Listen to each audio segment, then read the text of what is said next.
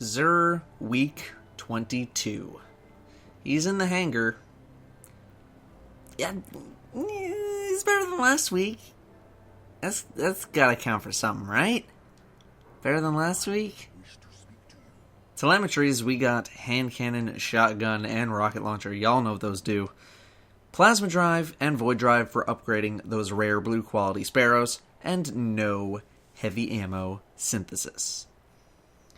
Titans, you get the glass house, previously seen in week 19. I said I wasn't sold on this helm 3 weeks ago, and I am still not sold on it now. 127 intellect is a very high stat roll for a helm, and the other bonuses are indeed very good. More super energy when you get a grenade kill, and increased melee attack speed. However, the main bonus, increased duration on blessing and weapon of light buffs, not doing it for me. I don't think it would be better than the other top exotics that Titans have access to, Saint 14, Armamentarium, Ruin Wings, for most situations. The bonus isn't bad, but I don't think it's good enough to compete with the others if you have them.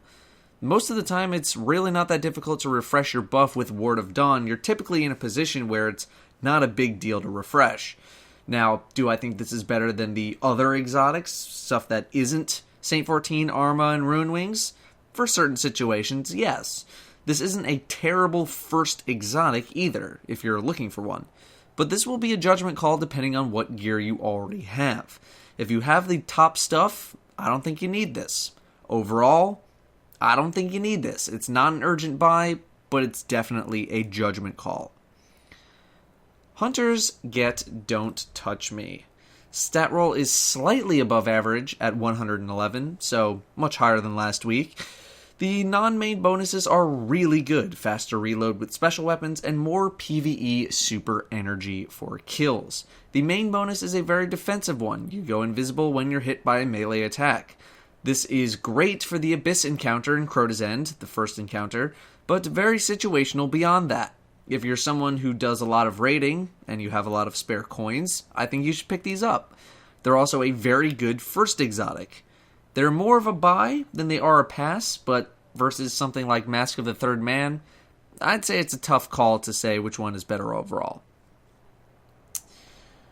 Warlocks, it's your old nemesis Sunbreakers.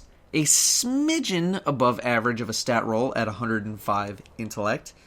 Increased reload speed with special weapons is great. Melee hits replenishing grenade energy, not as much.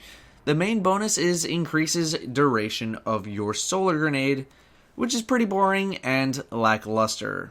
Not the best, but it's not the worst.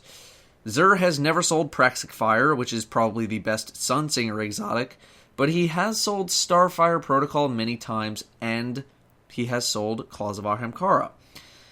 Starfire Protocol versus Sunbreakers, I'm going to go with Starfire Protocol because I think the ammo bonuses are a little bit better, and I think having an extra grenade is better, even though the grenade bonus on the Protocol is specific to the fusion grenade.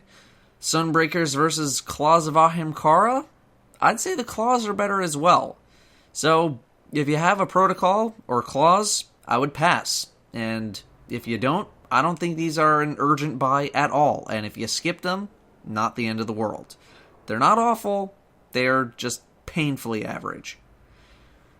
Plan C is the weapon of the week.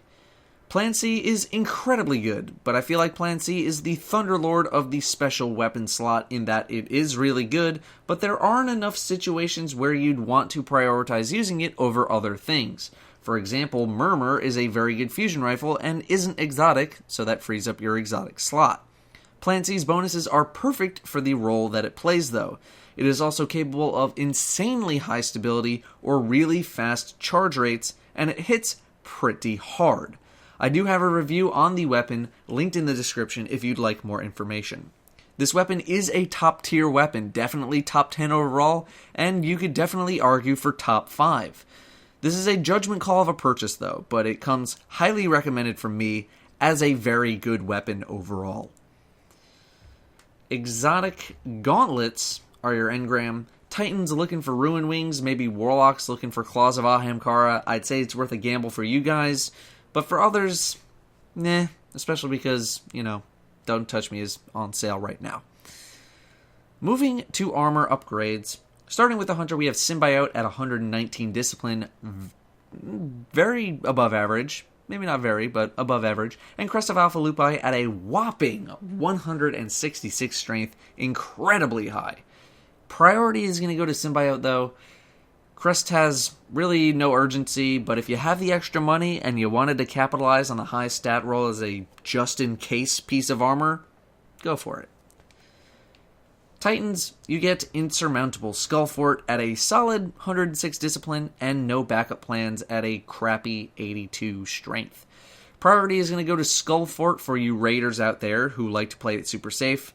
The replenish health when you pick up an orb bonus is very, very useful. Warlocks get Skull of Daira at an average 101 Intellect and Light Beyond Nemesis at a slightly above average 107 Strength. Priority is going to go to whichever one you have, but Light Beyond Nemesis is actually a very good Crota helm thanks to its bonuses, the Crota fight specifically. Keep it under consideration.